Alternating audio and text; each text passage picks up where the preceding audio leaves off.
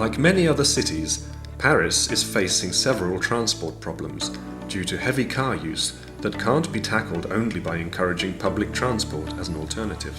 Decarbonising, improving air quality, reducing noise, reducing public transport congestion, and improving public health by providing options for easy physical activity are among the most important objectives where cycling can make an important contribution. Taking only the distances into account, half of the current motorised commutes could be done by bicycle. The conditions are favourable for this. Paris is quite flat, the climate is mild, the city is dense and distances are short. The current mandate from 2015 to 2020 adopted a bicycle plan in 2015. Deputy Mayor Krzysztof Najdowski is in charge of its implementation. Since 2015 in Paris, we put cycling as the top of our mobility policy by a new Plan Vélo with an investment of 150 million euros for 5 years by 2020. And we are trying also to reach a modal split for cycling of 15%. And we see every year, and especially this year, from the beginning of September, more and more people are cycling and an increasing of the number of cyclists in Paris. So I think that we are on a good way. The new bicycle plan, the Plan Vélo, provides for a doubling of the total length of bicycle lanes in the city from 700 kilometers to 1400 kilometers, 30 speed limit zones, and against the flow of traffic bicycle lanes should cover the whole city by 2020.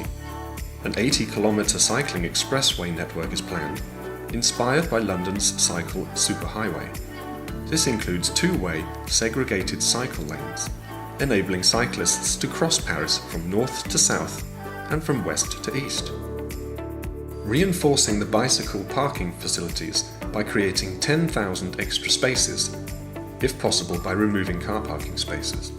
Redesigning 7 important squares with the aim of reducing space for cars in favour of pedestrians and cyclists.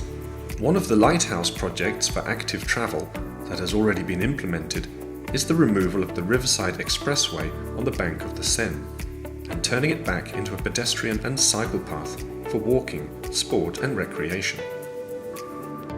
This permanent closure of the 3.3-kilometre central Voie Georges Pompidou Riverside Expressway, which was built in the 1960s, is part of the Mayor's policy to reinstate the keys for active modes of travel and reduce the number of cars and pollution. After the closure of the right bank of the Seine for 3.3 kilometres, an evaluation of the time taken for a car journey on the upper river banks between Tuileries and Bassin de l'Arsenal showed an increase of 1 minute on average in the morning and 5 minutes in the evening rush hour. So far, there is no usable evaluation data available from the project, but data from a similar project of pedestrianisation showed a reduction in nitrogen dioxide emissions of 15% on the site compared to the situation before.